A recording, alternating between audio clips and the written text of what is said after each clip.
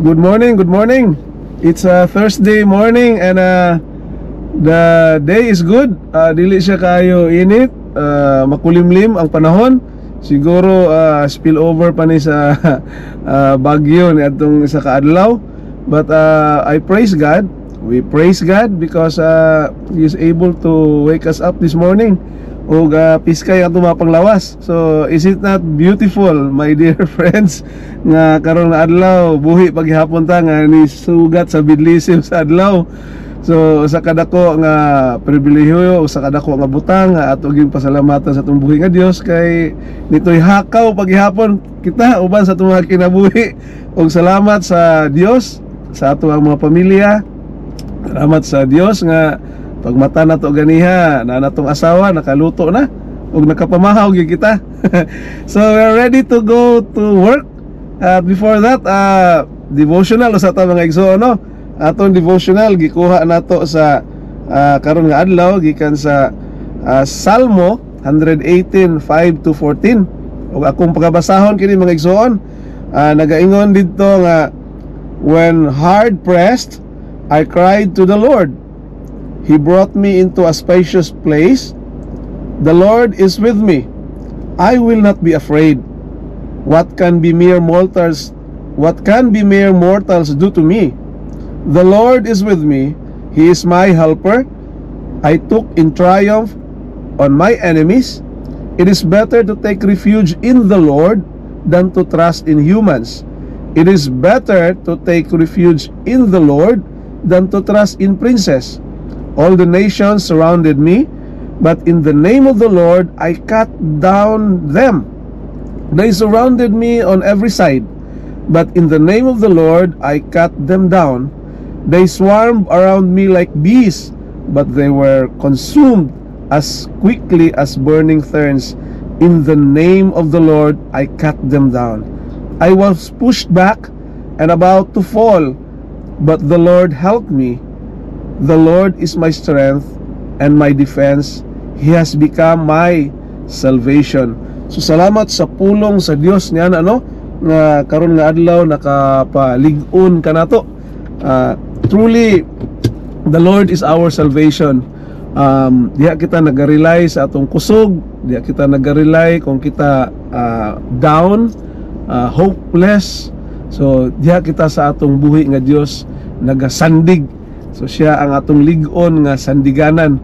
So isa ka example niya na mga igsoon, mahinumduman nako nga kadtong gamay pa ang akong anak si Jong, isa ra man gyud na mong bata, when he was in the elementary days, siguro mga 7 or 8 years old.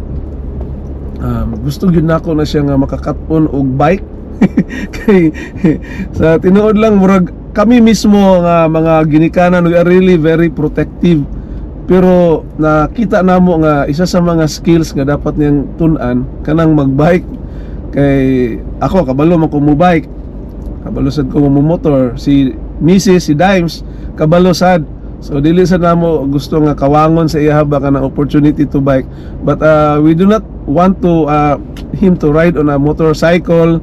Wala gyud mi nagpalit og motorcycle para sa iyaha, but we just want him to experience also the joy of biking. So isa ka adlaw nagpalit kog bike gyud, and I can see in his face nga lipay gyud sa kayo.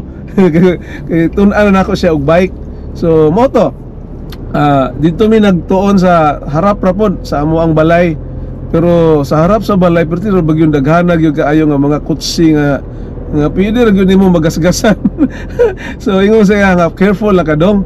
Then alalay akong gigunitan ang bangko, tapos ano ya hinahinag instruction nga okay, you pedal and you look straight, no, ayo jud tan-aw sa ligid, tan-aw ka lang sa imuhang unahan, and then you try to balance. So pila ka pas ana, tapos medyo mahadlok pa siya tumba, then mga kailang pas, thrice, fourth, fifth, and then finally nakapadagan na siya. So I can see the look in his eyes nga the joy of, although kita na ko fearful pud siya, no. So as I recall it sa kana nga experience mga igsoon, dito na ako sa nakita nga ang bata hadlok pud siya. but the guidance and the protection and the assurance, my assurance to him nga sige lang kay naaraman ko sa imong likod, o giginitan man ako ni nga bangko, and when you fall I will try to catch you, ana. So mo to nga we were successful, the two of us were successful in in training him, and him is also successful in his first bike ride. So mahinumduman ako karon mga igsoon, I can really compare to it nga how sometimes kanang natay mga ups and downhills, slopes atong kinabuhi, and we are fearful nga basin unya og kanang mahatampawak ta sa kadautan, but behind it there is a sound and a loud reassurance of our Lord God, who is the protector of us, who serves as our refuge, who strengthen us sa dihang hadlok yuta nga mapukan mga igsoon. Pero at the end of the day, makaingon man kita nga o makapasalamaton man kita sa atong buhi nga Dios, kay wala man kita niya pabayai. Sometimes kanang we are fearful to make a decision, a decision in our lives.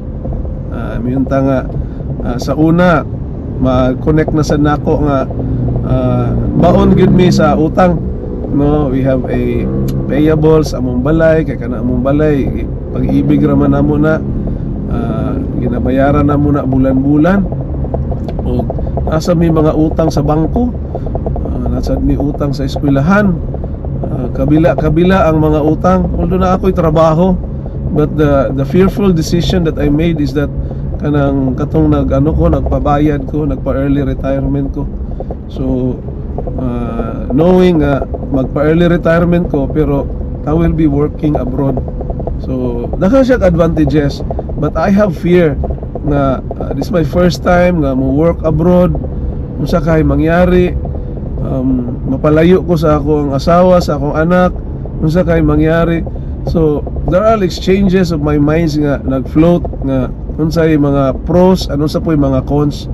But through prayers, girelay ra gyud ako sa Dios ang akong mga decision, and finally naka-decide ko together with my wife nga this is it. I need to make an early retirement and get some funds, then naka-abroad ko. Tuod man gumikan sa akong mga pag-abroad, nabayaran na mo among balay, nabayaran na mo among mga utang, and mao lang to, naalan siya naalan siya downside, because there are a lot of activities sa akong anak, birthdays, graduation nga wala sad ko. So doon na siya doon na siya kabig nga benefit, pero doon na sab siya nawala, especially kana mga lost time nimo sa imong anak, sa imong asawa, na gyud siya. But ingon anak man gyud na, doon na man gyud mga benefit, doon na man sab ko'y mga disadvantages. But the bottom line of it is that when I made a decision, we made a decision as a family, there is fear. There was fear nga unsay mahitabo, but gapasalamat ko sa Dios kay He made us an assurance nga naaragyod siya sa amo ang kiliran. Isa ka major decision usab kay sa una, muadto man gyud mig pulong-mulok kay magasimba, and during that time ako ra man gyud pud ang mag-drive. So sila kabalong mo drive, so nangita sad mi og simbahan dire, kay di naman ko ganahan nga mag-travel o mag-commute sila going to Pulumulok while I was in abroad. So dire nangita sad mi og simbahan, para dili usab mabuhian among spiritual aspects among kinabuhi, especially sila ni Jong. So nangita mi simbahan dire sa kuan, and there we found the Countryside Evangelical Church nga duol rasad sa amua. So there are a lot of the things nga you tend to worry about, but definitely God is helping you along the way. So mao na mga igsoon, ang salmista nagaingon kanato nga sometimes we are surrounded by the enemies, kana mga problema, but the Lord help us to cut them down. So murag kanang gihapiros lang yun sa Dios, no? Pinaagi sa iyang gahom, pinaagi sa iyang pagka-Dios ang mga problema sa imuhang kinabuhi. So we do not need to worry, because the assurance of the Lord that He is there as our refuge, as our protector, as our helper is always there. So salamat sa Dios niya na mga igsuon, no? Og tin-aw og tataw gayud nga napahayag sa balaan nga kasulatan nga ang iyang pagka-Dios mulabaw gayud more than our fear, no? So salamat sa pulong sa Dios nga nagahimo kini kanato nga suga sa atong mga dalan o kahayag sa ato ang mga lakwanunon, no? Sa ato ang kahayag sa ato ang unahan, kay without the word of God, mga igsuon, siguro na misguided na kita, no? So salamat sa Dios ni ana nining kabuntagon nga bisan sa hamubo nga panahon nakapaambit kita og pulong sa Dios. And I'm praying those kinsa karon may mga sakit, kinsa karon may mga balatian, kinsa karon may mga relasyon nga kabungkagon na, I am praying that God will really support you, God will really restore you, God will be there to give you hope. And I'm praying ang healing makaabot kaninyo mga igsuon. So kinsa man karon ang mga prayer request, no? We believe that we love God, and along with that loving of God, we believe that we are also tasked or commissioned to love one another.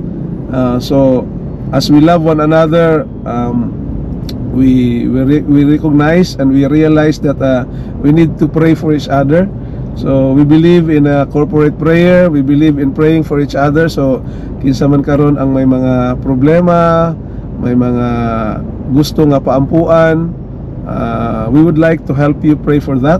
So pwede ra mo nga maka-private message ako, ayaw lang ninyo i-post sa social media kay sometimes it is a so private prayer.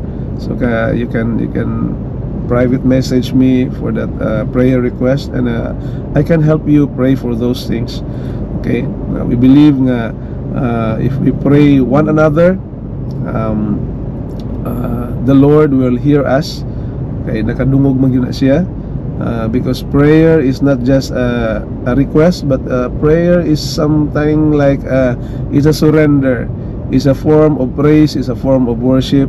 It is a form of our communication tool to our God. So ingon ana mga igsoon, and please pray for me also, no, for this ministry. Kay ingon ani lang ni siya, it is in a Facebook platform, sometimes na po sa YouTube platform, but we will never know, no, kung asa kini dadon nga kani nga platform. But please pray for this ministry nga padayon kita sa mga igsuon sa pag-broadcast, pag-preach sa gospel, pag-preach sa kaayuhan sa Dios, no, the kindness and the love of God and His salvation. Mao man gyud na ang ato ang patigbabaw diri sa kahanginan mga igsuon. So please pray for me nga ma-sustain kini nga programa. So dili na lang ko magdugay mga igsuon, malipayon. I'm praying nga malipayon ang inyong adlaw karon nga Huwebes. Ugma is the last days, weekdays, and I'm hoping and praying kita maga-ready na sa panimbahon nato karon nga Domingo. So God bless you all, and may the Lord keep you and bless you, and His face will shine upon you, and will give us peace in everything that we do. And amen and amen in Jesus' name. Amen. Bye bye.